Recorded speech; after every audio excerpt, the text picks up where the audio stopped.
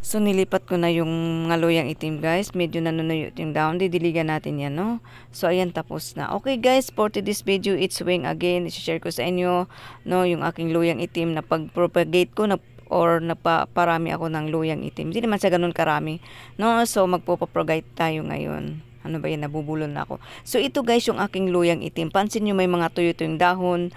No? Kasi ito ay naka-direct sunlight po siya. No? At minsan, matitigang din siya. Minsan, makalimutan ko siyang diligan. So, ayun, natitigang. And then, yung mga dahon, nanunuyot.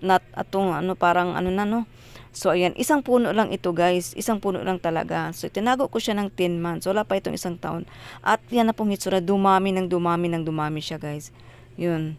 At saka ito ay bunutin natin, kuhanin natin at ilipat natin sa ibang mga paso. So yun, go guys. So marami siyang mga liliit na soloy-soloy dyan guys. So bunutin natin yan para ating tanggalin isa-isa. Medyo matigas, no?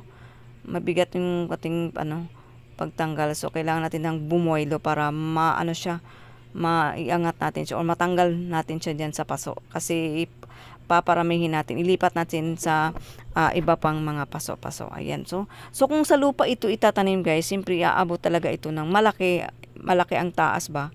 Kasi ito guys, medyo 2 dangkal lang mahigit ang taas niya. No, kasi nga sa paso lang siya. So hindi talaga siya makaboily ng paglaki na, no? Pagtubo niya, no? So ito guys, natanggal na natin. Ayan pong itsura. Ang dami niya guys. So pansin niyo wala kayong makitang bunga or laman. Kasi itong luyang itim, hindi siya agad-agad mamumunga. Aabutan pa siya ng 4 na taon o 5 taon. Ganun po siya katagal mamunga. No, depende din sa pinaglalagyan natin o pinagtataniman. Mas maganda yung sa lupa talaga mismo, no? So ito yung mga aking mga paso-paso guys, nagsikalatan ako kasi ililipat ko sa yung mga luyang itim guys, no? So medyo makalat yung ating aura ngayon. So, ayan, tatanggalin lang natin siya isa-isa. Ayan, may pansin nyo, may mga suloy-suloy pa, no? Yan. So, madali kasi siyang guys, madali siyang mag-propagate, no? Madali siyang dumami talaga itong luyang itim, guys. Yun. Kasi nga, hindi siya nagbigay ng bunga, no? Kung ilang months. Kasi magbigay ito ng bunga pagka abutan ng 4 o 5 taon. Ganun. So, isahin lang natin guys, tanggalin natin. At ito itatanim natin sa mga paso-paso. So, guys, alam mo, yung luyang ito, marami ding paggagamitan ito guys. No? Pangontra din ito sa mga negatibong bagay. No? Alam nyo na, sa mga naniniwala sa mga ganitong bertod. Ito din yung mga dahon niya. Kung kayo may nabarang, itong dahon ay pwede mo siyang ngunguyain, no? Tuwing Biyernes umaga. No? So, yun para sa mga taong nabarang po, no? Or nakulam, ganun. So, itong paso na ito, guys, di ba dito ko tinanggal yung marami nagkumpul-kumpulan na, so, tataniman natin siya ulit, ganun. So, ayan po, no? Ayan, nalipat ko na, guys, lahat yung mga luyang itim dyan, isa-isa. So, ayan.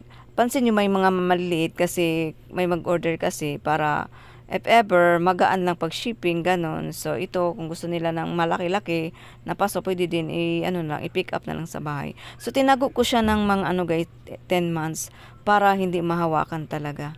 Para hindi siya mamatay. Actually, 2 puno talaga to guys. Yung isa kasi, dinisplay ko lang siya sa makikita ng mga tao. Pero itong isa nito guys, tinago ko talaga siya na walang makakita. Mayroong mang makakita pero hindi siya mahawakan. Ganun po ang ginawa ko. Kaya yun, dumami siya. So, tayo guys, mga higit 30 po itong nalipat natin, no? So, ganun siya. 10 months pa talaga, hindi pa talaga abutan ng taon. So, ganun na po siya karami, no? So, ayan po guys. So, sa ngayon, hindi pa ako tumatanggap na kung if ever mag-order kasi ito ay papaugatin ko muna. At para at least buhay na buhay pagdating sa mga buyer if ever may mag-order. Para na hindi naman tayo mapahiya sa ating mga buyer. So nabanggit ko kanina na 2 puno ito guys. Yung isang puno kasi, dinisplay ko lang siya sa bahay. Parang wala lang ba? Dinisplay ko lang siya sa mga halamanan. No? And then, alam mo, nagalaw po siya. No? Nagalaw siya ng parang pusa yun, natanggal siya.